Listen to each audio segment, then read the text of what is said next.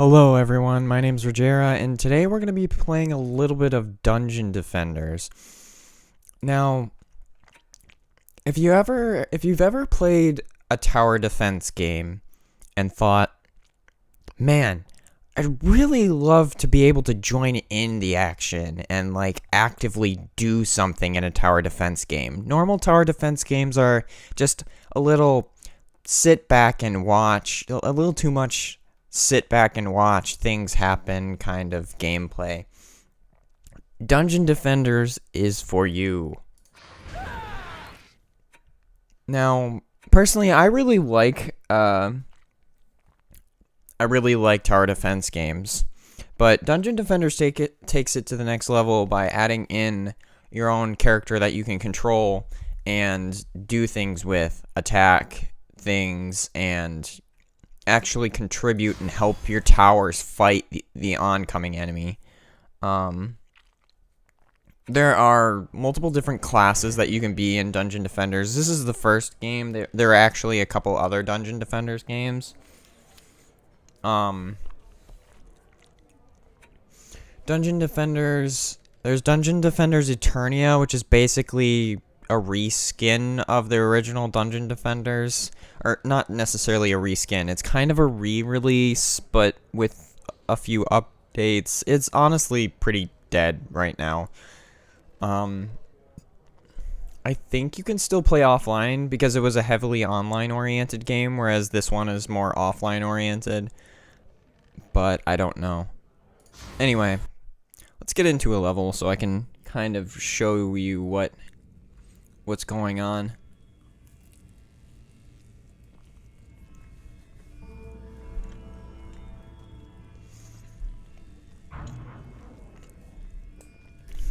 So I can explain a little bit of the basics of the game, and then tell you why I like Dungeon Defenders.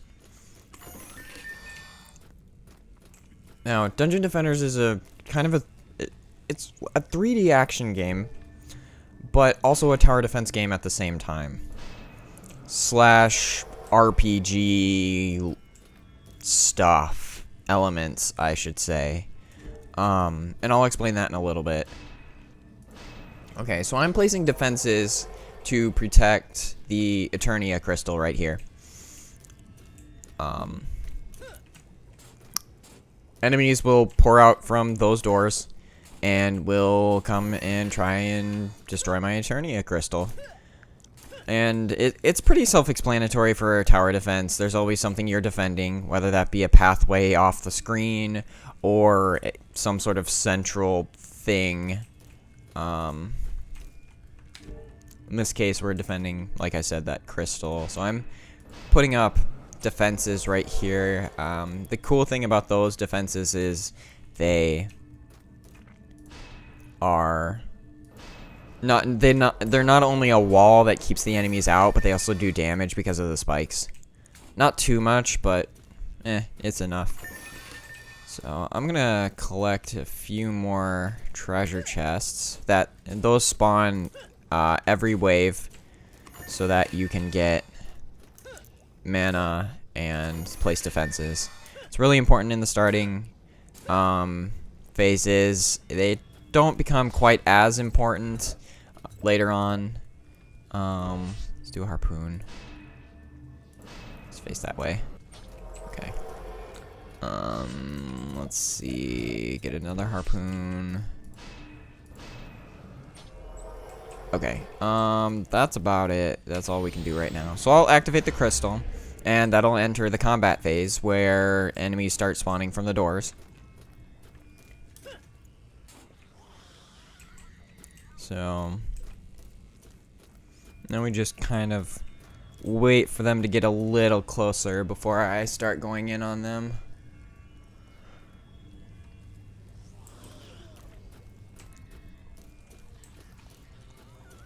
Alright. They're starting to come in, and my defenses are starting to take care of them. Alright. So I'll take care of those guys. Alright. So as you can see, I'm basically going in and getting in on the action here. I mean, I can just go off and take these guys on my own if I really wanted to. This. Now, obviously, that was the first wave of this level, so it's pretty underwhelming, but it definitely gets more complicated, and a lot more enemies start spawning. So I'm gonna grab some stuff. Is that good? No, it's not. Okay, so as you can see, some of the treasure chests and the enemies will drop random items, and these items, the Dungeon Defenders has a whole loot system, which honestly is awesome. Okay, so now that I've kind of explained the basics of the game and how it works, I can start talking about the things that I really like or find interesting in this game. First off, it's really the whole concept of taking a tower defense game and letting you control a character that is in the world and can interact with the enemies and actually help fight your with your towers is just a really interesting and really fairly unique aspect. Only a couple games that I know of do this. There's Dungeon Defenders, Sanctum, and Orcs Must Die. That's what it was. So yeah, it's really unique and interesting. Let's see. I'm gonna place a bouncer somewhere, right there. It's probably good. I'm gonna place another one. Let's see. Do I have any more? No, I don't. I think I'm good though. Okay, so not only do I think, first off, the tower defense aspect of the game is really well done and thought out. There's different choke points that you can take advantage of. There's I want to say there's a bunch of different characters. I want to say there's like 6 actual classes, where there's 2 or the 4 original ones have basically a guy and girl version. So I don't really count those as another class, even though they're named differently.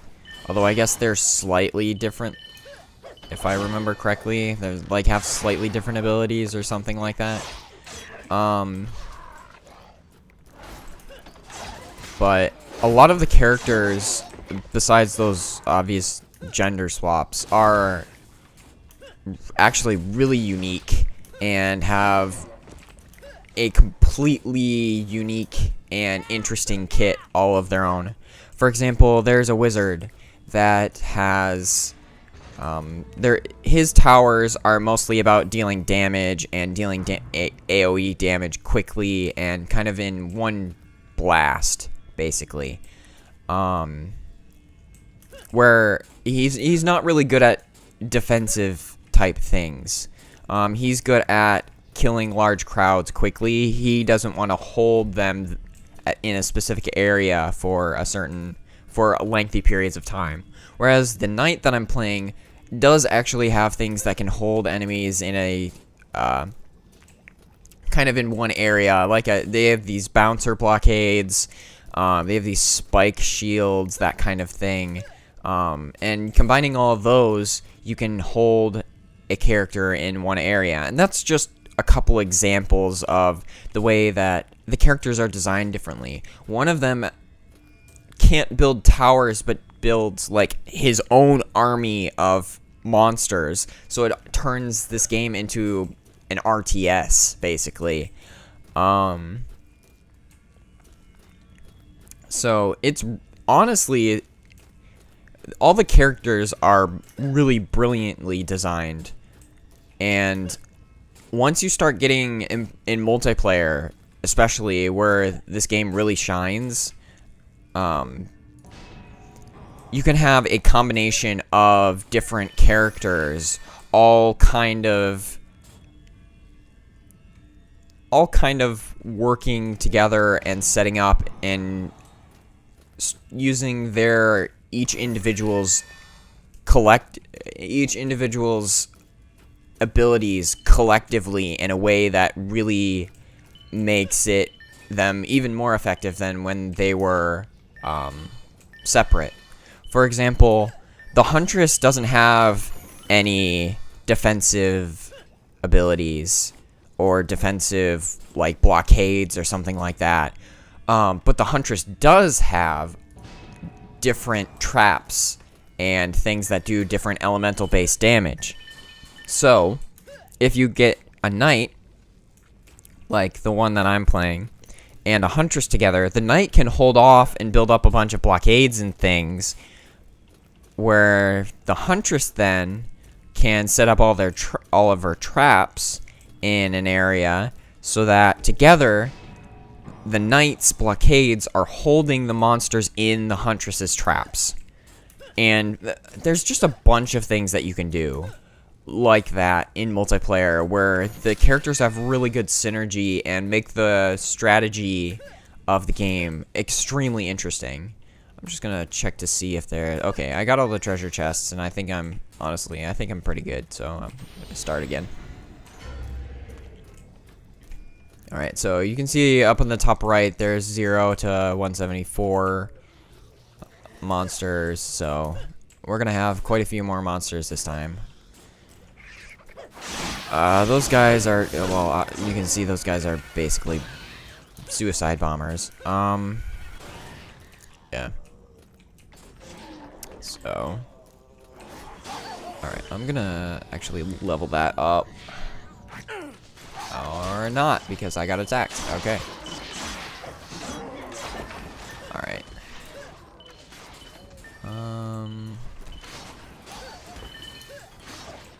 So anyways, back to what I was getting into before.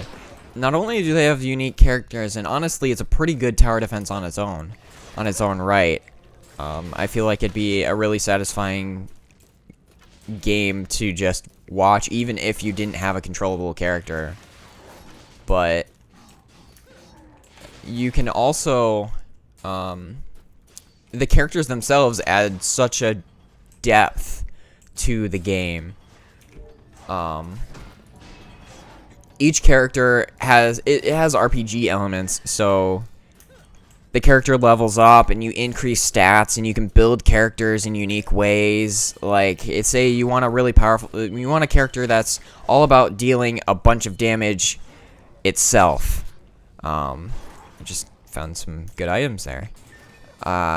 Like, you want the towers to be kind of not the main focus of the game. You can put a bunch of your upgrade points into your hero, your character, instead of putting them into your towers. Now, your towers, or if you wanted to play this more like a tower defense game, you can do the opposite. You can put a bunch of the skill points and such into upgrading your towers.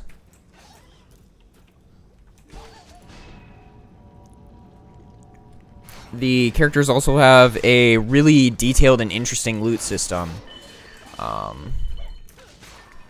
You are constantly finding new and interesting weapons with different modifiers that do different kinds of damage, like poison damage, and I know the mage can find, or the wizard can find different wands that shoot different numbers of projectiles. I think I had a wand that shot like 10 projectiles at once and constantly. I know the Huntress, who uses guns, can find miniguns and machine guns and things like that at a later stage, and grenade launcher type weapons, and things like that. So all of the items are actually really interesting.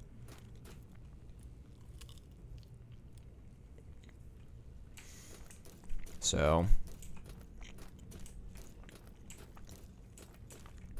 I'm gonna, let's see, what can I upgrade right now? Because that's really all I really need to do. Actually, I'm gonna put some bouncers.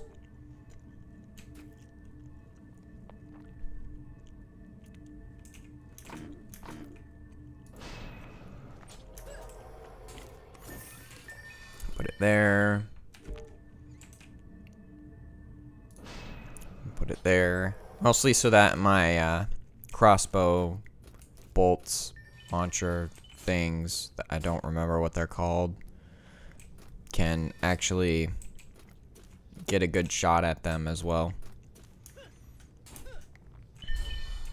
Okay. Now I think I can start upgrading. Oh, yeah, well, yeah. I can upgrade those bouncers that I just placed.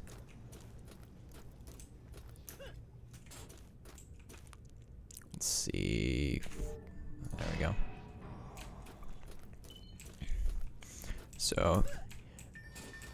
So yeah, the character design is really good. The loot system is really interesting, actually, and you can kind of tailor your character and pick certain characters based off of how you want to play the game. Like I said, there's a summoner that basically turns this game into more of an RTS than a tower defense game, which I think is really cool. That's not better than my current equipment. Alright. Let's see. Okay, there's a treasure chest over here. Yeah.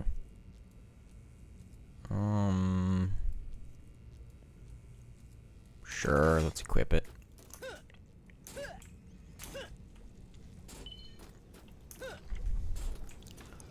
But yeah, there's bosses in this game on certain levels. Actually, I think this is the level one of the levels that does have a boss on it, so you'll get to see that. But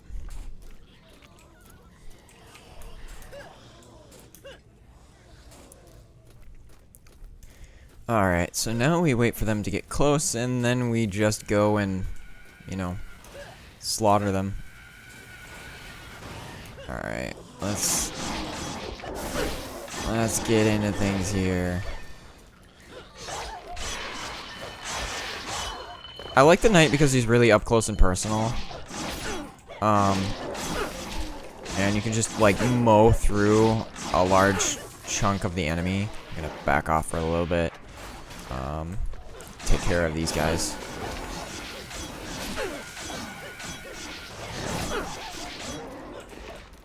Yeah, they're not really doing damage to me. I mean, they sort of are. Oh, that did quite a bit. But, I think I get healed at the end of the round anyways. But yeah, so you can just go in and play and defeat an army with your little defenses, set up buildings at interesting choke points, and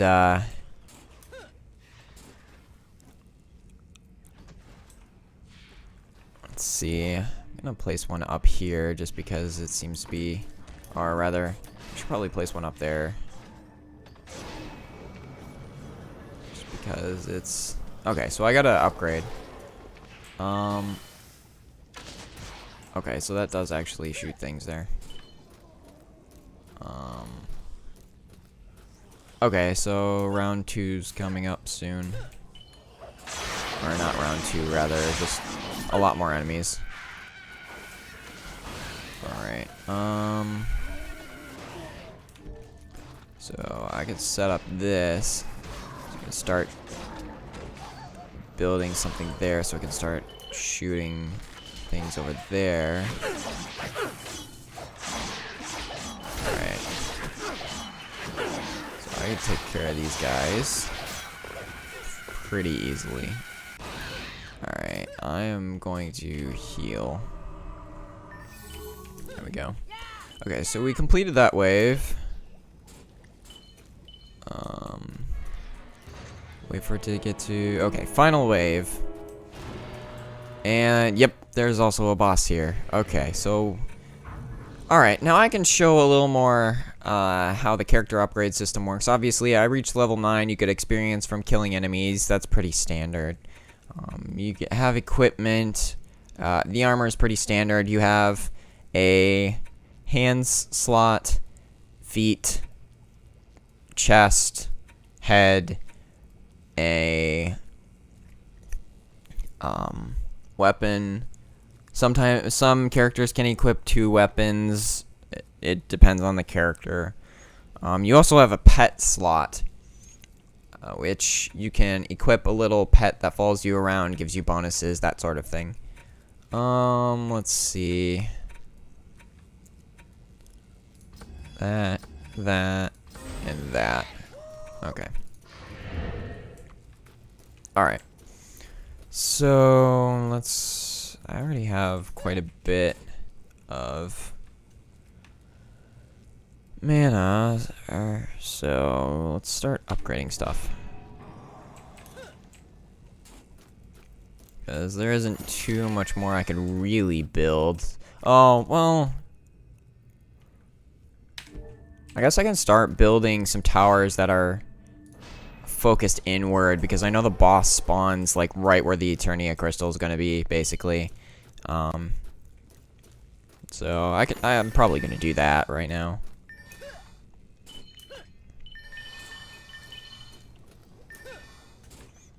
But okay, so those are all set up. I have a decent mana pool right now, so I can also excuse me, set up for the boss fight. Do that. Grab this chest so I can upgrade one of these things. Upgrade that one. Do I have more? There's one more. Okay. Those are pretty low, but I want to save the mana for upgrades. Although, meh, never mind. Okay. So like I said, this even has boss battles, which is really, really cool. We'll see the end. We'll see a boss battle at the end of this thing. But so yeah, we just wait for these things to kind of kick in.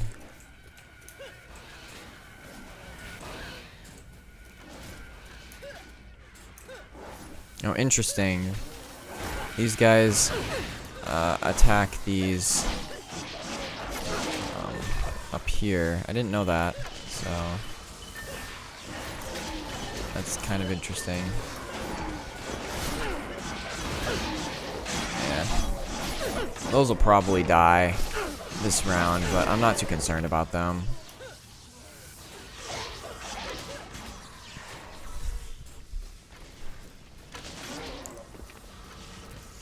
I've had many hours put into this game, especially with friends, that are just a blast. It's so hectic, especially on the harder difficulties. Once you get your characters leveled up, you can actually start tackling the harder difficulties. You definitely don't want to jump into, I'll say, hard right away, or very hard, etc. right away. Those honestly aren't there for what I'll call new characters, I should say.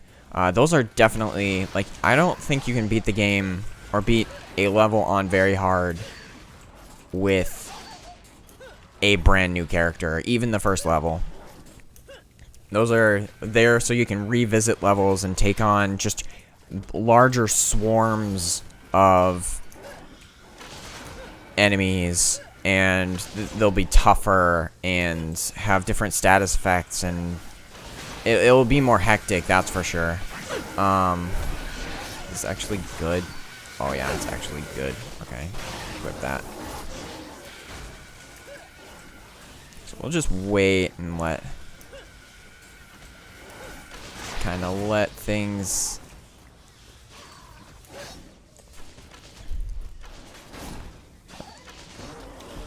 my towers kind of take care of things. Alright. Crap. Good grief. Alright, so those are down. This is getting... Oh, I need to take care of these healers. That's a problem. Okay, there we go. Alright, yeah, these healers are a problem. Okay.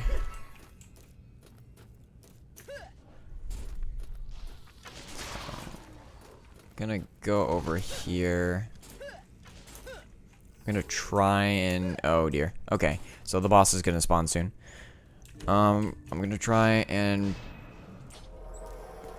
bring up new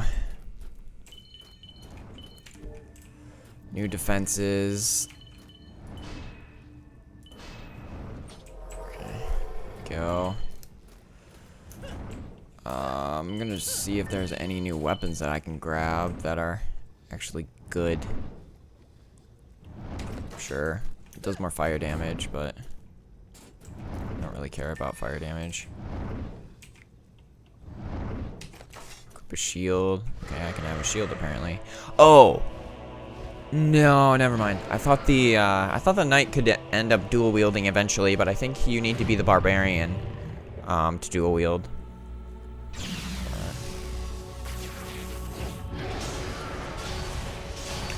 So anyway, this is the first boss of the game. Alright, I'm gonna get back to the boss so that I can actually handle this. You attack these power lines here, and as soon as you attack all of them, you actually basically knock the boss down and electrocute him, and it does a bunch of damage. Alright, so yeah, that did a bunch of damage to him, so I'm just gonna sit here. Actually, my turrets are doing a lot of damage to him. I'm actually pretty surprised. I think I should have done normal. I think I should have done normal difficulty. I think my character was well equipped enough to do normal, but oh well. Let's see if I can grab a... There's a new sword. Oh, I leveled up. Awesome. Okay, so level that up.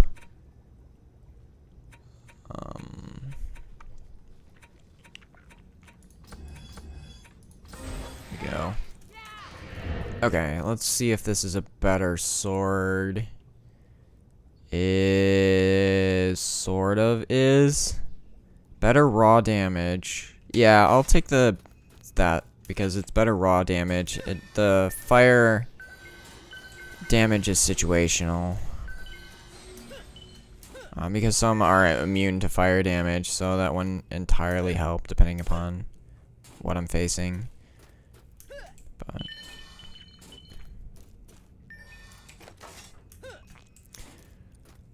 so, not only is the character's design awesome, the battles are pretty hectic and crazy, and like I said, I probably played this on a lower difficulty than I really needed to. If I played it on normal, it'd be a little tougher, and I'd have a little more going on, and couldn't just sit back and let my turrets do most of the work.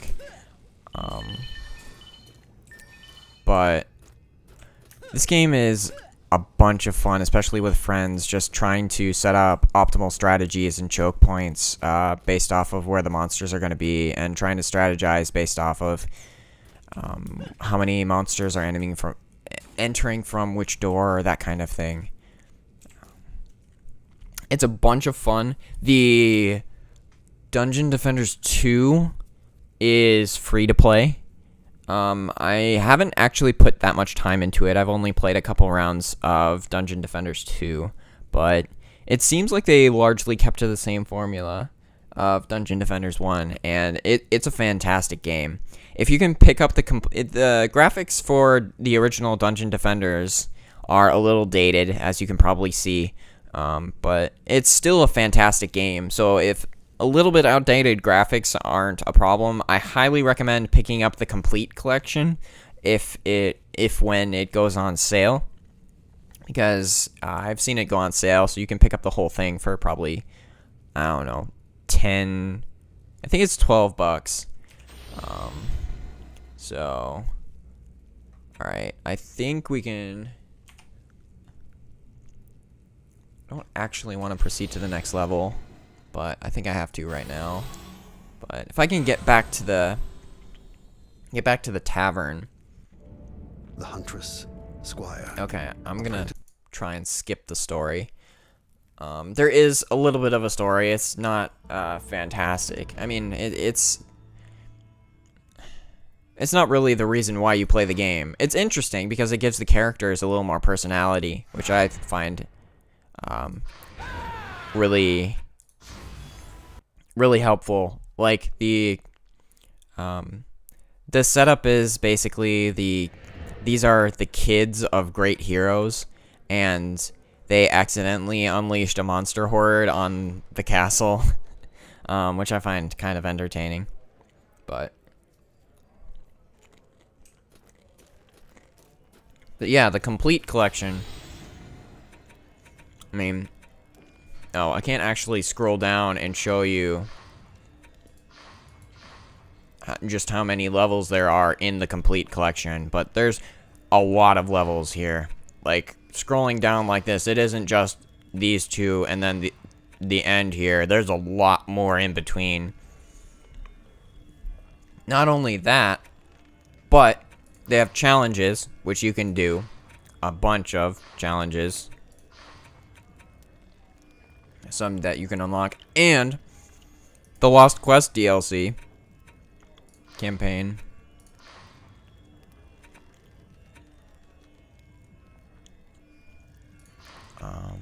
Oh, sorry. Here's what I was going for. The quest for the Lost Eternia shards. They added another 5 levels that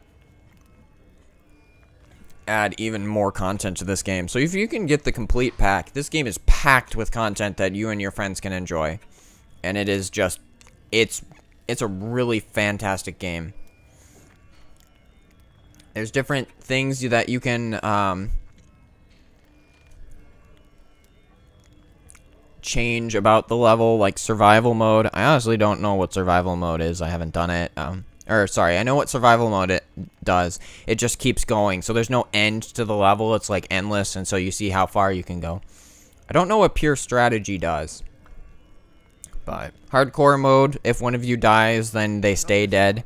So in multiplayer, I mean, that doesn't really do much for single player, but in multiplayer, if you have a group of friends, you and your friends go at it and see how far you can go with, and if one of you dies, they stay dead for the rest of the level. Things like that. It's really, there's so much content in this game, and it's a bunch of fun by yourself or with friends. It really doesn't matter. It's better with friends, I would say, because obviously the core game, is better if you have more people to play with, because playing with friends just makes everything better. Well, makes most things better, depending upon your friends, but it's a fantastic game. I really like it for the strategy aspects and just building up your character, and that, once again, that feeling of progression, so that you go from a weak character to a really strong character with strong towers, so that you can just decimate a whole army of monsters. So yeah, that's Dungeon Defenders. That's why I like Dungeon Defenders, and that's one of the levels and the first boss of Dungeon Defenders. Thank you for watching this long, and I'll see you in my next video.